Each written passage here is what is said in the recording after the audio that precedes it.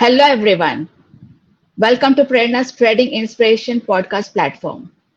I'm Prerna Vaswani, and today I'm here with another topic. And today I'm your host.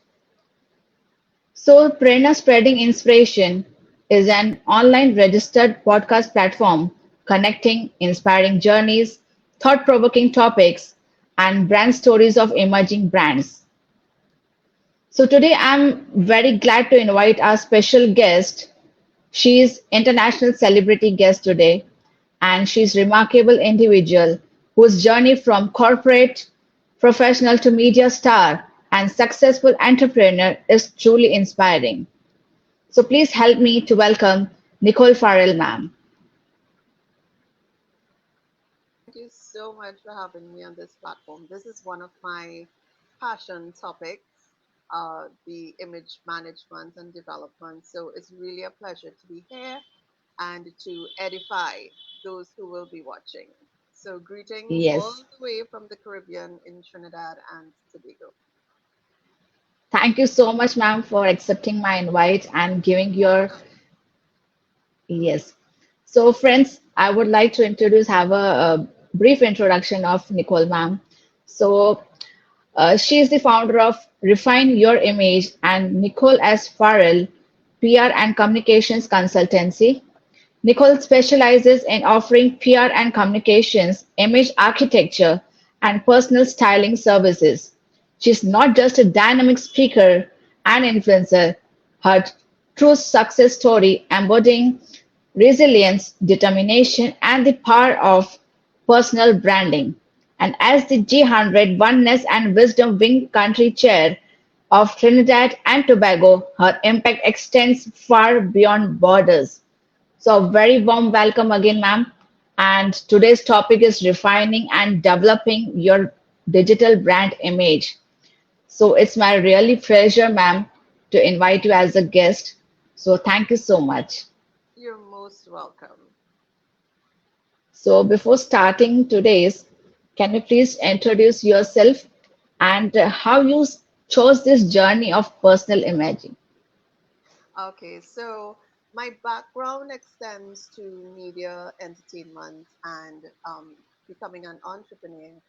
It deals with Okay. image management, consultancy, and coaching, and PR communication. Um, the reason why I chose it, first of all, I saw a gap that I think needed to be filled, especially locally, and I felt that Okay. a lot of professional women they looked stuck. They looked they looked stuck. They sounded stuck. And so I felt that there was this gap that can be filled because they needed to be edified. And they also needed to be reconditioned because there was this misconception that image management development is only for celebrities or only for public figures. But we're in an era Yes. now where personal branding is important even for corporate professionals and even for entrepreneurs. So that's one, I saw a gap. Two, it's something that I'm passionate about. It's something that I live and I breathe, and everybody knows me when it comes to that, right? And Yes, so correct. I believe also in using your passion for purpose as well, right? When I started my business, I started with Okra events, offering services in PR and event management. And after the pandemic, or I would say even during the pandemic, I thought, okay, maybe I need to pivot a little bit because I was sort of getting off of that image management portfolio. So I said this would be a perfect opportunity to start with the image management. And that's what I started doing. And it's been something that has been very rewarding, especially in the sense of not just clients, but the general public being acclimatized to what it's really about. Because, like I said, there was this misconception. So, those were the two Yes. main motivating factors for me when it came to choosing this path. Great, great. That's totally fascinating, ma'am. And your journey has been incredible, I can say inspiring. So I'm very much curious. what role do your culture values and traditions play in shaping your personal brand identity? The thing is, when it comes to culture, it's multifaceted because there are different types of culture. There's societal Yes, culture, there's familial culture, there is organizational culture. So we have all of these different examples or categories of culture. For me, I would say the culture that influenced me the most was organizational culture. When I came out of okay, work, I started working in the private sector, primarily in the financial sector. It was not deliberate, it was just something that happened, right? yes, And the private sector was very strict in terms of their dress code, in terms of how you had to portray yourself, you had to be professional in your actions and with your speech. And that impacted me a lot, coming out in that at that early age. So it really made an impression on me, and so I've carried that on in every particular career that I've had, and especially now as a business owner and doing image management consultancy and coaching, that has stayed with me because I think it's really important to understand that you have to deal with different people, and things have evolved so much in business, and even in the corporate world, that you have to have a particular type of standard when it comes to how you portray yourself. So that was something that really resonated with me, and it has stuck with me since then. that's really great. And it's totally true that we have to stick to our values so that we can have our personal brand or personal imaging growth, I can say. So I Absolutely. would like to, yes, ma'am. So I would like to know that in today's diverse world and ensuring that our personal brands resonate with everyone, so that can be challenging. So how do you ensure that personal brand is culturally inclusive and appeals to all the diverse audience? One of the things that is very important is you have to know who you're speaking to. Now, using Yes, social media as an example, there may be thousands, if not millions, of people who may be seeing you, right? It could be hundreds of people, it could be scores of people. You cannot yes, talk to everybody. So let me put it this way: you're talking to everybody, but you're not talking to everybody, right? So you have to determine out of all of those people who you actually want to talk to and who you're talking to. So when it comes to having this diverse group of people that you may come across, you have to know who your primary and secondary target markets are. And from there, you can hone your skills, you can develop your delivery, and even your personal branding based off of that, because if you're talking to everybody, then you're going to try to cater to everything, and it's going to be all muddled, it's going to be a mess, and there isn't going to be that significant train of cohesiveness within the branding. So you have to know who you want to target, and you have to shape everything and curate everything going forward from there. So for me in particular, I may have a lot of local followers, but I also have a lot of followers from different countries around the world. Who exactly yes, do I want to speak to?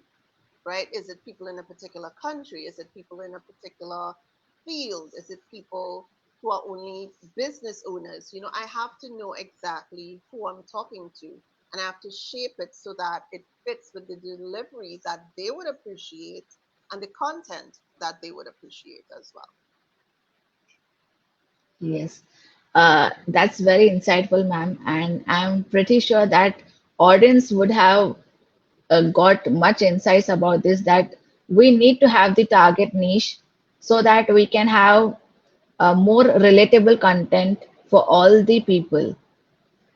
Yeah, So, and that's why yes, I even spoke about the primary and the secondary markets. Your primary yes, market is almost like your ideal client or your ideal customer.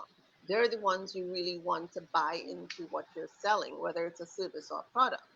And then you have this secondary target market, which it consists of people who you want to do business with, but they may not be the exact category of people that you may end up doing business with. But it does help to have them, in your circle or within your sphere. Yes, yes.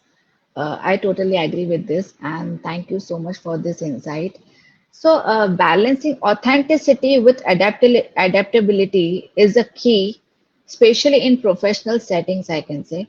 And how do you manage to be authentic while also adapting your personality to suit different professional situations? This is a really good question because this is a hot topic that I have had with a lot of business owners over the years, right? And Yes, there's yes, always this great debate because it's like people have this misconception, I want to say, when it comes to being authentic. They think yes, that being authentic means, coming and recording something and you're not wearing any makeup or you're looking disheveled. This is me, this is who I am on a daily basis. They may come on talking in a particular dialect or whatever the case may be, and they say, well, this is me. And yes, we understand that, but that isn't the true vein of authenticity when it comes to showing up. So when you have to adapt to the different settings, I would use myself as an example. If I am doing, let's say I'm sharing a meeting, I have to understand which group I am talking to, right? Is it a group that they don't really appreciate the casual sort of delivery or interactions? So I may be a little more officious with how I speak in that forum. If I'm doing a workshop, depending on who the group members are or the team members are, then I have to adapt my personality for it. Now, does that mean that you're being fake? Does that mean that you're pretending to be somebody else? No. At the core, you are maintaining your essence, right? Anybody in any setting would say, "Oh yeah, that's who Nicole is." But I would adapt to the different forums that I'm in. So, for instance, if I'm dealing with maybe associates who I know very well, even if it's in a business setting, we can be very casual with each other. I could be like, girl, what is the tea? Tell me the tea. What's going on? I can be that way. I could be the down, the home girl kind of thing. But with other yes, settings, I can be more officious, but I still maintain who Nicole is. And it really is a delicate dance. And a lot of people, they don't understand exactly how to do it. So I would say it is about maintaining who you are at your core. What is your personality like? Are you bubbly? Are you sarcastic? Are you very kind hearted and that oozes out of you? You maintain that. But say, let's even say you're an introvert, right? A lot of people like to talk about being introverted. How do you adapt to different settings? If you are walking into, let's say, a business situation or even a work situation, and you have that meek look about you, right? That tells a story to someone. But how can you adapt that to suit the different settings? You have to use your body language, you have to use your eyes, you have to use your speech. And this is one of the reasons why I've even incorporated body language coaching into my services because it's a very important component of showing up. So you have to know, well, okay, yes, this is how I am, but I also have to be uh, a little bit different in this regard because this is what is required of me. So if as an introvert you go up and you're not talking, you're not really interacting, then how do you expect people to get to know you? So you can be your same self, have your same ideals, your same uh, uh, concepts or ideas or whatever the case is, but it's just a matter of how you relay that to people. And that can be where the challenge comes in for some. Yes, yes. I do totally agree with your insights. And basically, I'm also working in a corporate office. So, being originally, we have to behave differently with different kind of people. Mhm. If whether it is a housekeeper or whether it is a boss, whether he is a employee, whether he's a co-worker. So we have to be behaving differently or we have to act differently according to the people. Yeah, I So remember there was one example some years ago. I was in this group with friends, and we were also friends on social media. And we were, having a chat and stuff in one of our social media groups. And one of them said, "Well, the mask has fallen off." And they were referring to how I was in my public profiles. I said, "It's not about being fake. It's not about being different. There's a time and place for everything." So when I'm on my public profile, I have to know how to portray myself. When I'm here within the group, within friends, then I can let loose a little bit. But it's the same person. It's the same yes, me. It's just that I'm showing those other sides of myself. So you have to know, and that's where people drop the ball a lot because they feel that they have to be the same way across the board. And that could never augur well for you. I'll say that much. yes. So truly said, ma'am, that we can't be same with different people. We have to act somewhat differently. And and I would also like to know that maintaining authenticity online can be tricky. So, Mm. how do you decide what aspects of personal life to share online and what to keep it private while still maintaining authenticity? I am I am laughing for a few reasons, and one of them is that I'm a private person, so I just naturally don't like sharing certain things. However, we all know that sometimes with social media and having a business, it's good sometimes to have a little bit of transparency, into who you are. And all of that is fine. But as the question is posed, what do you reveal to people? Right? I Yes, know for me, it has to be something that ties into either what I do, or it has to tie into something that I think people will be able to relate to. However, within all of that, it has to resonate with my personal branding, right? So you can't just go and talk, and you're talking everything and you're talking all of your business, and like, sometimes we don't even need to know three-quarter of what is put out there, right? We don't need to know that. But everything has to yes, tie back. And I have an associate who calls me the queen of tying it back in, because that's what I think needs to happen when it comes to personal branding. So, for instance, I may share something in terms of an experience I had at a particular establishment, right? I'm not just going to share that for sharing its sake. I am sharing that so that it can tie back into maybe something to do with image management or something to do with PR communications, right? Sometimes it may be on a personal level, it may be about growth. And the reason why that also would fit in with my personal branding is because when I talk about that, when I talk about growing or evolving or motivating yourself, it is within the lines of even what I do, right? Because I have to encourage people to be motivated to go after their goals, to realize their dreams. So it ties back in. If I speak about being confident, it's not just about me speaking about being confident. I have to also try to make clients feel confident, right? To do what they need to do and make the changes that they need to make. So this is something that you have to be very, very aware of. And one of the problems that I see a lot of business owners doing is they end up being incongruous, meaning that what they're saying and what they're doing aren't matching.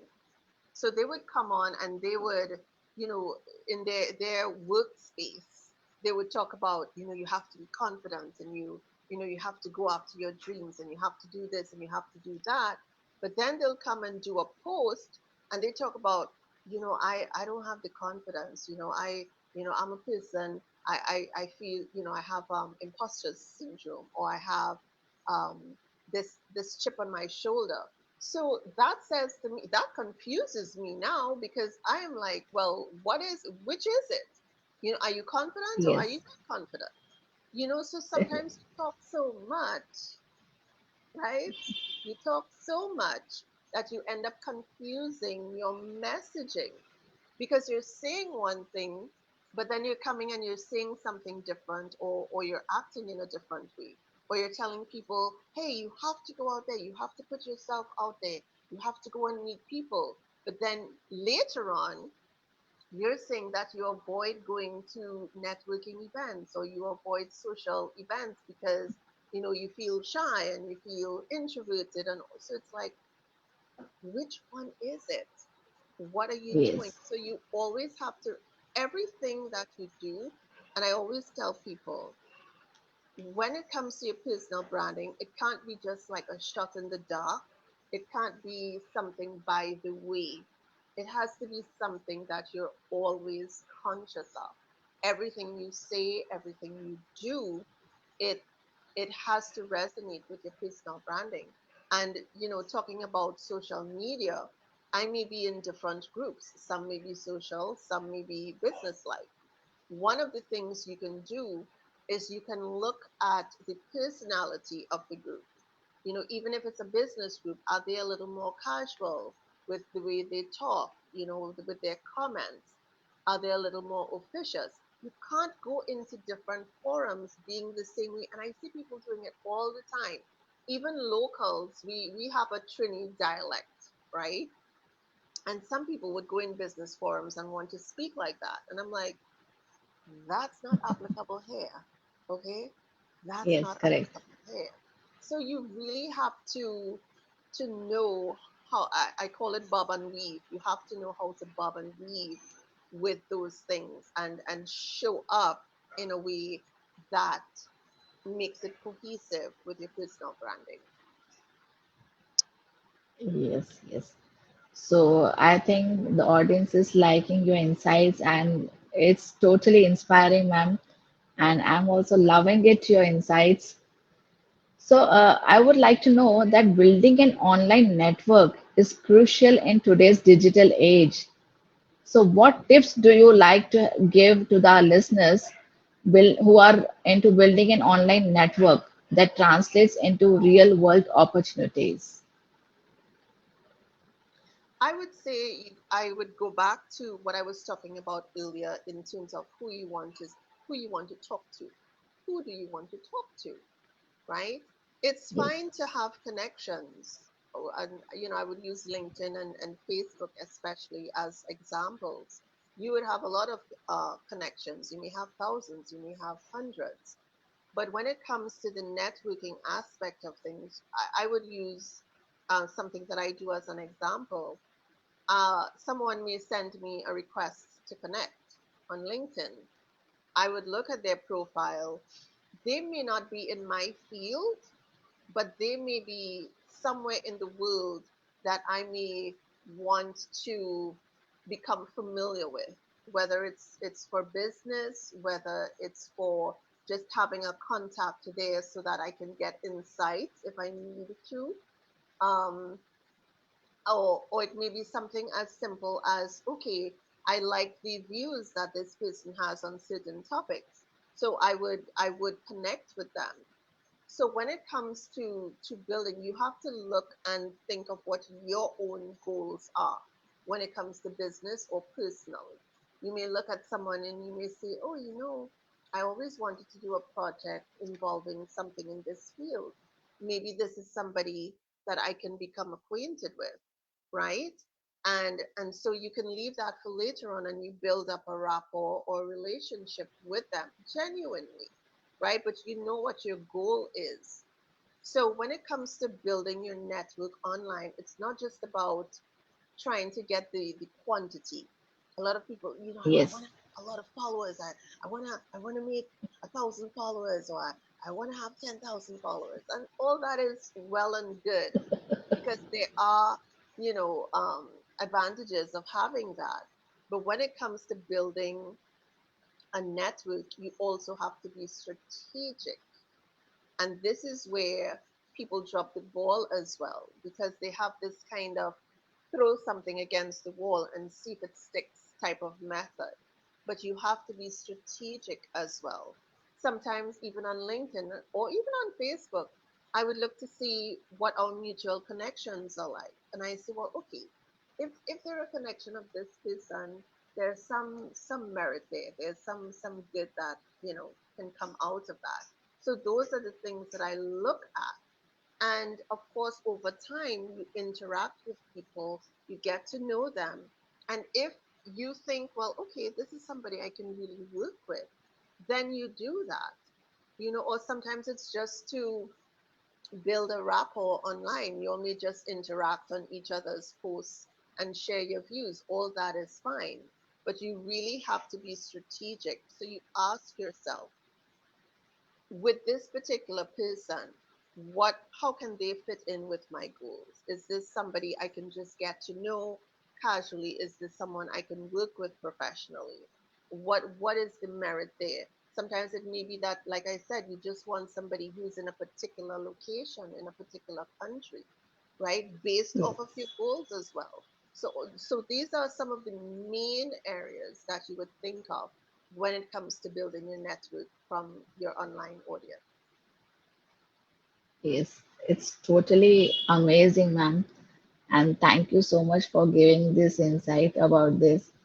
Generally, we should go about the quality of the people instead of quantity of the people, I can say. That's right. So, and it's very fascinating to hear that how your online image has positively impacted your career. So, could you please share an example with us? There isn't a specific example I can share, but what I can say is I know that if I did not have a particular type of branding online, I would not have gotten some of the opportunities that I've gotten. And this has also been a hot topic with a lot of business owners over the years, because I tell them, I say, listen, what is the first thing someone would do if someone is recommended for whatever opportunity? What's the first thing they would do? They would go to your social media page or pages. Yes, That's the first thing they would do. Or if you meet someone, they're like, are you on Instagram? Are you on Facebook? Are you on LinkedIn? That's the yes, first thing that they think of. So when they yes, go there, what are they going to look at? They're going to look at how you brand yourself. They're going to look at how you behave on social media. And this is also a hot topic for people who are looking for jobs, because they argue, what does that have to do with anything? That doesn't say, if I'm capable in my job or not. But what you have to understand is people don't get to know you inside out from the jump. That takes time. So all they have yes, is just those few seconds or minutes when they meet you, or that time that they would go through your profile on social media. That's their only reference that they have of you.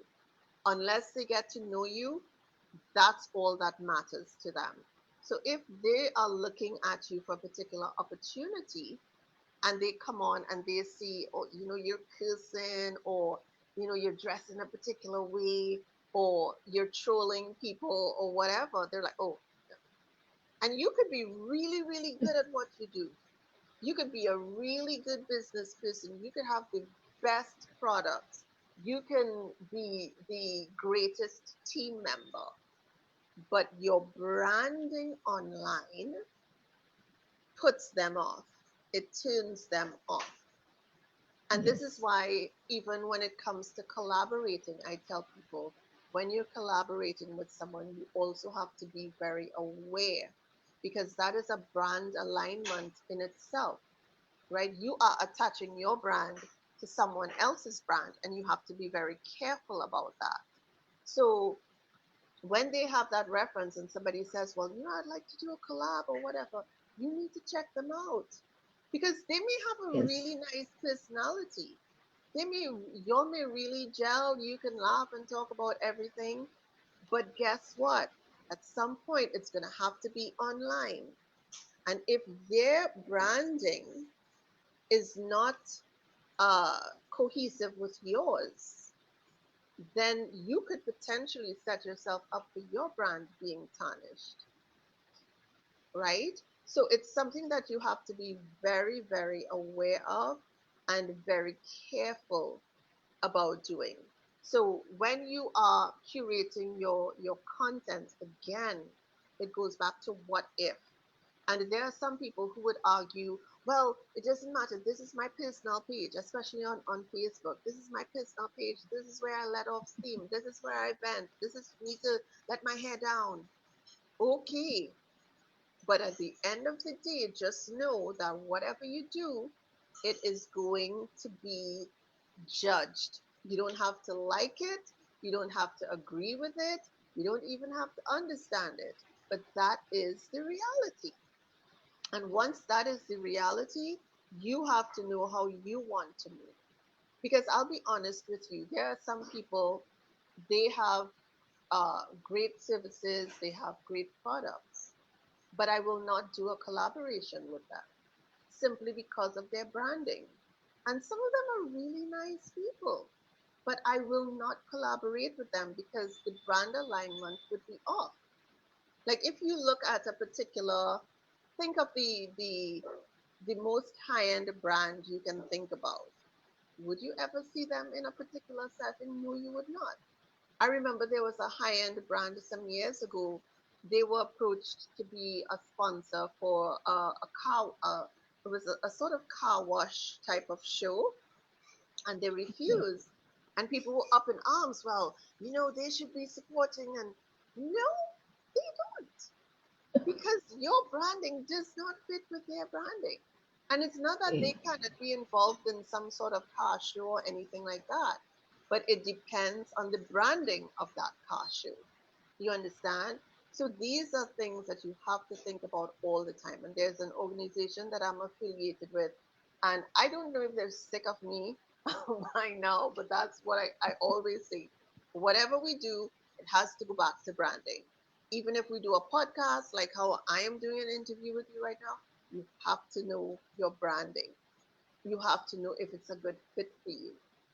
So, whatever you do, whether you're curating content, whether you're appearing on a podcast, whether you're going on a television show, whether you're doing a collab, it all goes back to your branding. Yes. So totally agree with this, ma'am. And definitely we have to be aware and careful right now because social media is like a boosting platform these days. So many people are there, so we have to be aware so that our brand image is not affected. Absolutely. Because, there are some people who I really wanted to give opportunities to, but I knew I could not recommend them to certain people because they would say, Nicole, have you lost your mind? Why are you recommending this person? You know what I mean? And it's like I know they would have done well with the opportunity, but because of their branding, I can't do it. And people expect, and this is how you know that your personal branding is strong, because people expect certain things from you. So if I recommend Yes. somebody, they know that, okay, this is somebody I put my stamp on. I'm not saying I'm the alpha in anything. I'm not saying, I it is up to me to make things happen. But what I'm saying is they think that if I recommend somebody for something, or if I say, okay, yes, this is what you should do, they expect that I'm doing it uh, in a very reliable way. They expect that what I'm Yes. telling them is the truth. So I have to be also careful with what I put out there. Otherwise, people are going to think I'm crazy. Yes, ma'am. Totally agree. So, in addition to the online networking, so how do you prioritize and excel at in-person networking opportunities? I always say that there is such a different energy when you are in person. The energy is just so different. And you can have a really good rapport with someone online. Sometimes you even think you're friends, because you've probably known them for 2 years or 3 years or 5 years, and you'll just get each other. But there's something different about the energy when you meet in person. And when you meet Yes, someone in person, it also gives them a chance to observe you. Because remember, on social media, it's just your words, right? You're just commenting yes, on a post. That's all they have of yes, you, right? They may see right, videos of you or whatever the case may be, but it's just really words that they're interacting with you on. Or maybe you all may have a phone call or whatever the case is. But when you're in person, there's a different energy, and there is an opportunity now to show yourself even more, because now they can observe you. They look at your body language, they look at how you interact with other people. And don't be fooled. They may watch and they may want to see, okay, they're this way on social media. How are they in person? So they're looking to see if you're matching up with your online yes, press. Okay, right, you're cool and everything on social media, but are you going to be rude to this person? Are they want to see, right? So it is also your chance to do that. And when it comes to being in person as well and building your personal brand, when you're in person, a lot of times you have more time, because on social media, people may just jump on for a half an hour or an hour, whatever the case may be. You may be at an event where you may have a few hours, right? And you can meet different people and talk for a longer time and one on one. And this is your chance to feed off of each other, because this is something that people don't realize. Energy is real, and you would feed off of the next person, right? So when you're meeting in person, you have to now use that to cement the rapport or the relationship that you have built with people, right? Because people also meet you and they think, oh, okay, I kind of, and they would look at you sometimes. They might even look at the way you're dressed, because again, when you're on social media, your hair could be all over the place. You could be wearing a robe. You could be doing whatever. You could be looking a hot mess. But when you're in a public setting, they're looking to see everything. So, for instance, if I used myself as an example, I'm an image management consultant. What if I was to go out looking a hot mess? And when I meet people, they're like, so what do you do? Oh, I'm an image consultant. Okay. It's like, what? Did I hear you right? What if I was to come on today and I just had on a t-shirt and, not no makeup, and, my hair is just slicked down or whatever? That's I'm not selling what I say I sell.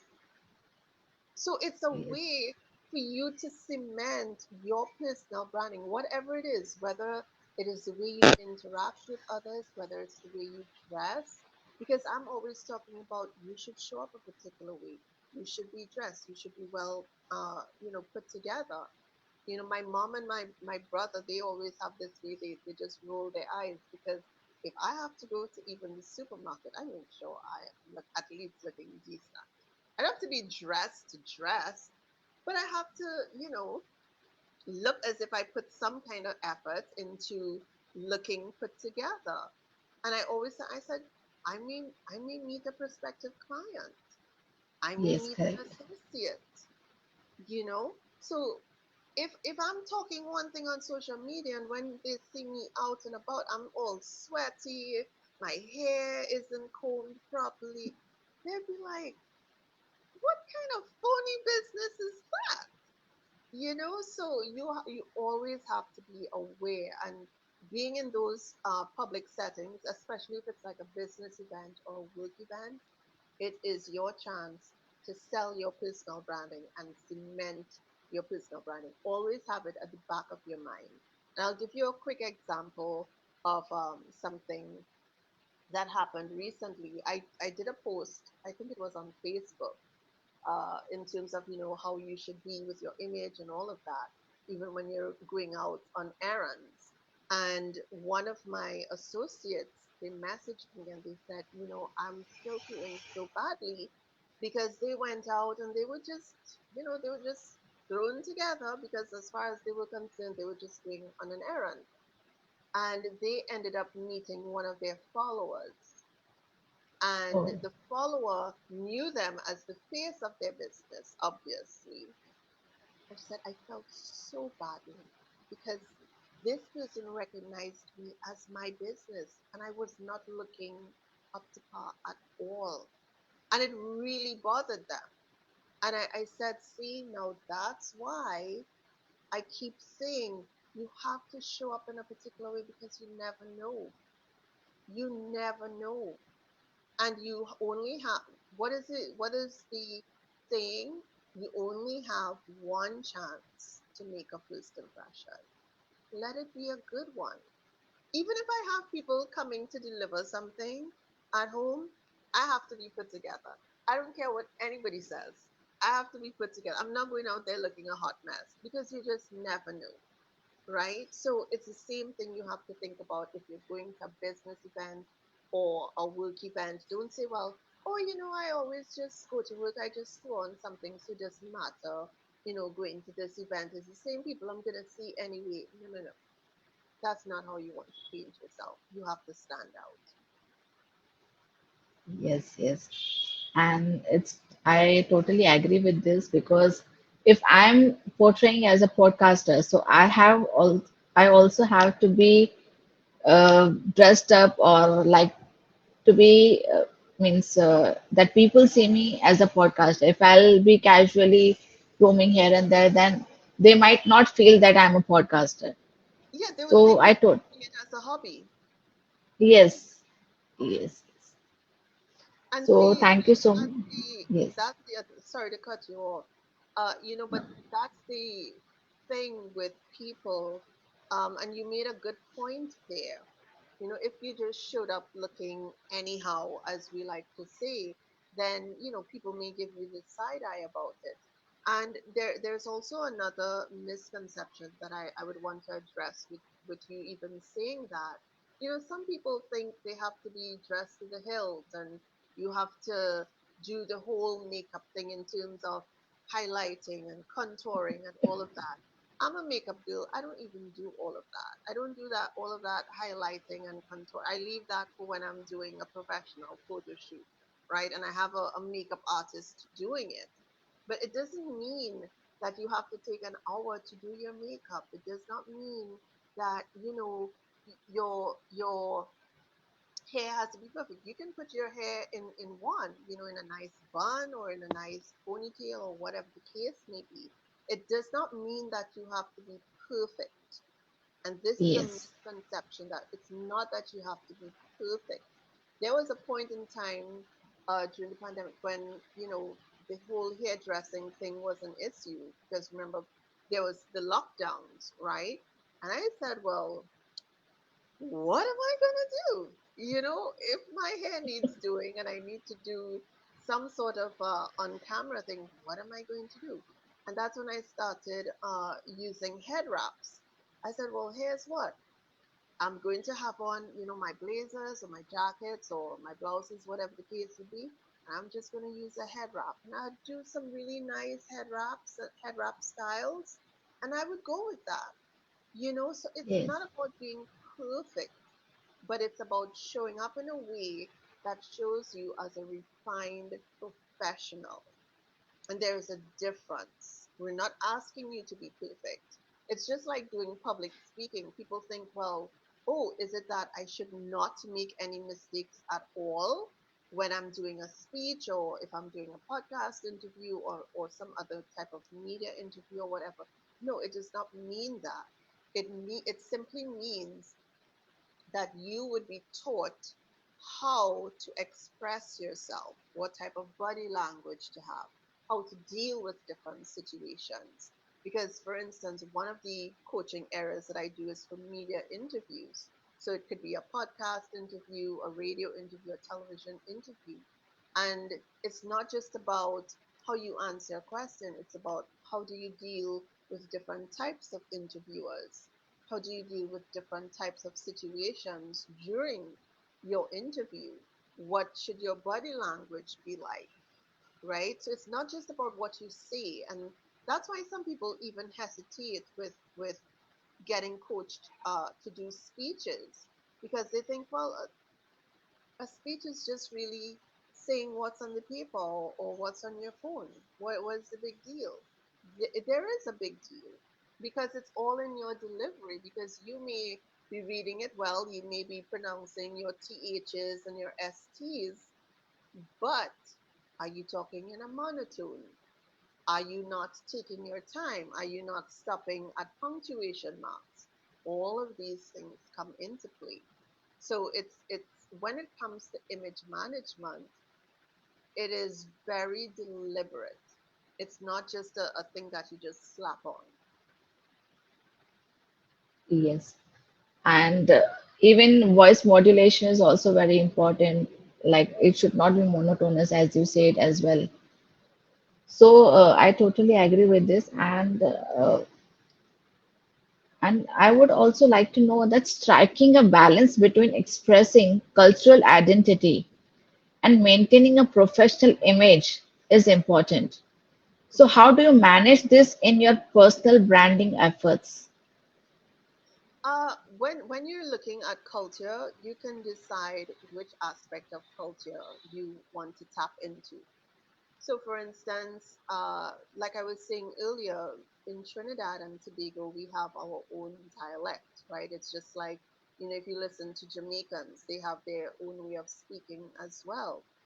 But when it comes to integrating it with your personal branding, you have to be very careful. Again, it can go back to who exactly you're talking to, because sometimes our dialect can look like a whole new language, right? Depending on what you're saying. So you have to be very particular about how you allow your cultural aspects or your cultural habits to show up. So, for instance, we have something called Carnival, right? Our Trinidad and Tobago Carnival season. It's about betting, which is basically partying with live entertainment. We have different things. But if I go online and I say, this person, when we have our carnival, we winding down the place, nobody's gonna understand what we're talking about. Winding down the place, what is that? So if we say that people enjoy themselves and they move their bodies and their hips to the music, that's a different way of saying what it is you want to see, right? And even in those cases, it shows up as a very professional way of speaking, right? Sometimes even on LinkedIn, I would see people, talking in the vernacular, which is in that dialect, and we would understand it. But the people from foreign countries, unless they're familiar with our dialect, they're not going to know what we're saying. So you have to know where you're saying it, and you have to know where you can incorporate it. Like one of the organizations that I'm affiliated with, ever so often, there may be a situation that comes up, and I'll say, in our country, we would say XYZ, right? But it's a light moment that we would have. I would not do it in a meeting with them or while we're Yes, discussing something or whatever the case is. So you really have to know when the times are appropriate to let your culture come into something. And even in terms of culture, remember earlier on I was talking about familial culture. You may have a particular way of dealing with your family, right? Somebody gets you upset and you tell them off and you don't think twice about it because, like whatever. So you tell them whatever you have to tell them or you be sarcastic, whatever the case may be. But when you're out there, you have to remember your personal branding. So you cannot approach. a situation the same way you might approach it with a relative. It has to be a different way. And sometimes if you're dealing with them online, you may have to take like a deep breath and say, "Oh, Jesus, help me," and then you go and you do what you have to do. You deal with the situation, right? So you have to be cognizant of it all the time to see what is appropriate in different settings and at different times. Yes. And thank you so much, Nicole ma'am. It's really, really wonderful, insightful session, I can say. And before we end up, I would like to know that what advice would you like to give our listeners who are struggling towards the personal branding journey? Oh, it's a good one. The first thing I would say, you have to know what your branding goals are. Who do you want to be seen as? What do you want to be seen as? How do you want to go about doing that? And branding fits into everything. So, for instance, even when I'm doing photo shoot coaching, or when I'm helping someone get ready to do a photo shoot, their branding has to come into play, especially if they have a business, right? So it's not just about, okay, pick a cute outfit, smile a lot, and let's move on. No, I have to consider what their branding goals are. So, for instance, I remember there was this one client of mine who said, "Well, I want to be seen as a diva." I said, "That's all well and good. I'm the first person to say that's fine, right?" But at the same time, can you, on any given day, live up to that image? Can you live up to that image every single day, every single time that you show up, whether online or in person? And they stopped and they were like, "Oh, I didn't think about it that way." I said, "Yeah, if you are making a decision about your brand, how you want your brand to be seen, you have to represent it, and you have to make sure that whenever you represent it, everything is cohesive." So that's one. You have to think about what exactly your goal is going to be. Think about, can you live up to that brand authentically and consistently? If the answer is no, then don't even bother, because you're going to confuse your messaging, you're going to confuse your followers.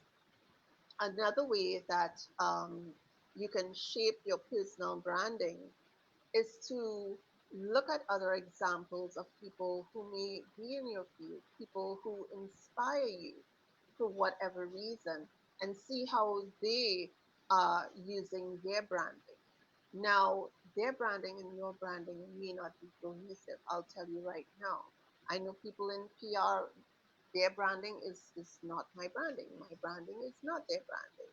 So you can take inspiration from them and say, well, okay, I like how this person uh, showcases themselves within this field, right? And you can be inspired, not copying them, but being inspired by it. The thing about it is, the one thing to remember is that everything has to be clear in your mind. If you don't know what you want to do, you're going to try to do everything, and it's not going to relay well with the masses out there. So once you're talking personal branding, it is just that. It is personal. It's like personal styling. It's just that. It's personal. Who do you want to be seen as? Do you want to be seen as a diva? Do you want to be seen as a powerhouse woman? Do you want to be seen as an expert in a particular field? Do you want to be seen as that girl next door? You have to know how you want to show up. And only when you can discern those things, then you can start to build your brand according to that. That's truly inspiring, ma'am. And thank you so much for all the advices. So Yeah. at the end, if the listeners want to connect with you, so and what other services you are providing, can you please tell us to our audience? Sure. You can get me on social media. I am on Facebook at Nicole Farrell. I am on LinkedIn as well at Nicole S. J. Farrell. I'm also on Instagram. You can get me on Instagram at Nicole S. Farrell. PR comes and image. And if you want to get me on WhatsApp, you can get me at 1-868-746-0193. I'll repeat that. 1-868-746-0193. That's a call. You can call on that number or you can message on that number via WhatsApp. Great. So thank you so much, Nicole ma'am, and for giving your precious time. And there it's 11 a.m. and so early in the morning you got ready for my podcast and accepted my invitation. It was long, long awaiting invitation. Yes, yes. And your insights has made my day, and I'm sure the audience has also liked our session. So please pour in your feedbacks, and it's totally, and I can say truly inspiring to hear your journey, you hear your experiences and insights. Thank you so much for having me, having you as a guest, and would love to see you again with another topic. So thank you so much and have a great day, ma'am. Thank you. And thank you to everyone who was watching. And of course, if you have any questions, you can get on to Prerna. She could relay my contact information to you as well. So thank you all for joining us, and thank you, Prerna, for having me again. Thank you so much. Have a great day. Thank you, you too.